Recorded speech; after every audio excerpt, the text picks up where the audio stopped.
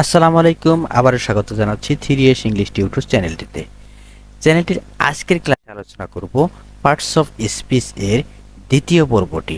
প্রথম পর্বে আমরা আলোচনা করেছি পার্টস অফ স্পিচ কাকে বলে, কত প্রকার কি কি। চলো দেখে আসি প্রথম পর্বে কি কি আলোচনা করা হয়েছিল। প্রথম পর্বে আলোচনা করা হয়েছিল পার্টস অফ স্পিচ কাকে বলে।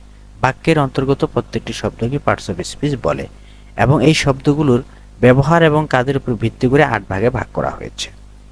Noun, pronoun, adjective, verb, adverb, preposition, conjunction, interjection. গত পর্বে নাউন, প্রোনাউন, অ্যাডজেক্টিভ এবং ভার্বের বিস্তারিত আলোচনা করা হয়েছে। এই পর্বে আলোচনা করা হবে অ্যাডভার্ব, প্রিপোজিশন, কনজাংশন এবং ইন্টারজেকশনের বিস্তারিত উদাহরণ সহ। চলে যাই আমরা আজকের পর্বের মূল আলোচনায়। আজকের পর্বে আমরা প্রথমে আলোচনা করব অ্যাডভার্ব কাকে বলে। আমরা যদি কোনো ভার্বকে, কোনো ক্রিয়াকে প্রশ্ন করি, তুমি কোথায়, কখন, কিভাবে সংঘটিত হলে, সে উত্তরে আমাদেরকে যেটা বলবে সেটাই হলো অ্যাডভার্ব। অর্থাৎ ভার্ব বা ক্রিয়া কখন, কোথায়, কিভাবে সংঘটিত হলো সেটা বলে দেয় যে সকল শব্দ, ওই শব্দগুলোকে অ্যাডভার্ব বলে। যেমন he always speak the truth.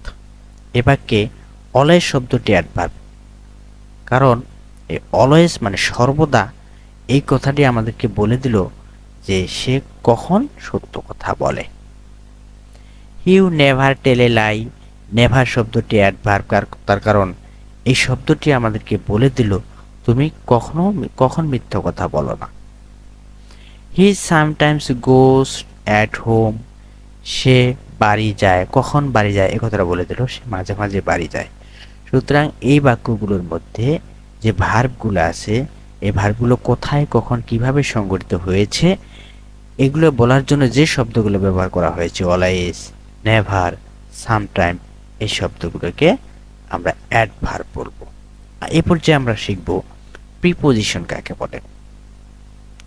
যখন কোনো শব্দ কোনো নাউন বা প্রোনাউনের পূর্বে বসে ওই নাউন বা প্রোনাউনের সাথে বাক্যের অন্য শব্দগুলোকে সম্পর্ক স্থাপন করে, তখন সেটাকে প্রিপোজিশন বলে। অর্থাৎ যে সকল শব্দ কোনো নাউন বা প্রোনাউনের পূর্বে বসে বাক্যের অন্য শব্দের সাথে সম্পর্ক স্থাপন করে, তখন তাকে ওই শব্দগুলোকে প্রিপোজিশন বলবো। যেমন হি গোজ টু স্কুল এভরিডে, এখানে এই বাক্যে টু শব্দটি স্কুল এবং হি গোজ বাক্যের অন্যান্য শব্দের সাথে সম্পর্ক স্থাপন করলো, যার কারণে এই শব্দটিকে প্রিপোজিশন বলবো।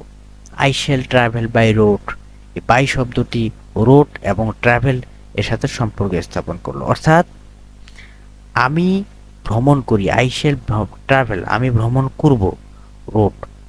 এখন বাই না থাকলে আমি যে রোডে ভ্রমণ করব এটা বোঝানো যাবে না। কাজেই যে সকল শব্দ নাউন বা প্রোনাউনের পূর্বে বসে বাক্যের অন্য শব্দের সাথে সম্পর্ক স্থাপন করে তাকে প্রিপোজিশন বলে।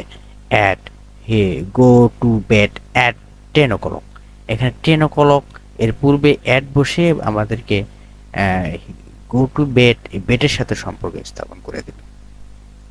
ঠিক একইভাবে it is the house of mister Khan, it is the house, এই বাড়িটি মিস্টার খান, এই বাড়িটা যে মিস্টার খানের, এই কথাটা বলে দিল কে? অফ। কাজেই এই বাক্যগুলোতে টু, বাই, অ্যাট, অফ এই শব্দগুলো হলো প্রিপোজিশন, কারণ এরা নাউন বা প্রোনাউনের পূর্বে বসে বাক্যের অন্য শব্দের সাথে সম্পর্ক দিয়েছে, নির্দেশ করেছে। কাজে এই শব্দগুলো আমরা প্রোনাউন বলবো। এ পর্যায়ে আমরা শিখব কনজাংশন কাকে বলে। যে সকল শব্দ দুটি শব্দকে বা দুটি বাক্যকে বা দুটি বাক্যাংশকে যুক্ত করে, তখন তাকে কনজাংশন বলে। যেমন mister Jamal is poor and honest, but শব্দটি mister Jamal is poor but honest, এই বাট শব্দটি পোর এবং অনেস্টকে যুক্ত করেছে, যার কারণে এই বাট শব্দটিকে আমরা কনজাংশন বলবো। রাসেল অ্যান্ড রবি, এই রাসেল এবং রবিকে যুক্ত করলো কে? অ্যান্ড। আর to brother, I shall wait here until you come back, এই বাক্যের দুটি বাক্যাংশকে যুক্ত করেছে কি আনটিল। কাজেই যখন কোনো শব্দ দুটি শব্দকে অথবা দুটি বাক্যকে অথবা দুটি বাক্যাংশকে যুক্ত করবে, ওই শব্দগুলোকে আমরা কনজাংশন বলবো। এই বাক্যে বাট অ্যান্ড টুথ এই শব্দগুলো কনজাংশন। সবশেষে আমরা জানবো ইন্টারজেকশন কাকে বলে, যে সকল শব্দ দিয়ে আমরা মনের ভাব প্রকাশ করি, মনের আবেগটাকে প্রকাশ করি, ওই সকল শব্দকে ইন্টারজেকশন বলে। যেমন হুররা, এলাস, ওহ, ব্রাভো এই শব্দগুলো আমরা কখন ব্যবহার করি? যখন আমরা খুব খুশি হই তখন হুররে ব্যবহার করি, hurray today is holiday. Alas যখন আমরা খুব কষ্ট পাই, দুঃখ পাই, তখন আমরা এই শব্দটা ব্যবহার করি, লাস।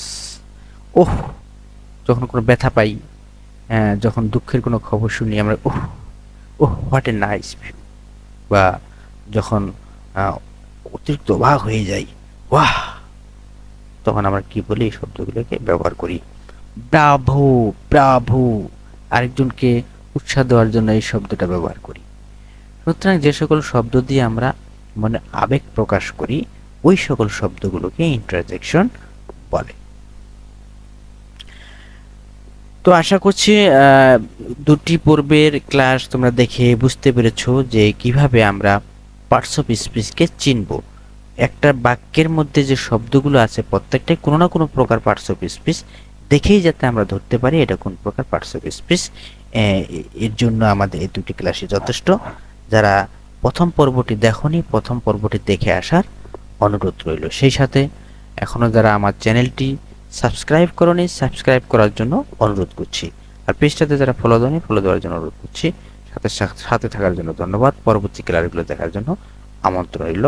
Thank you very much.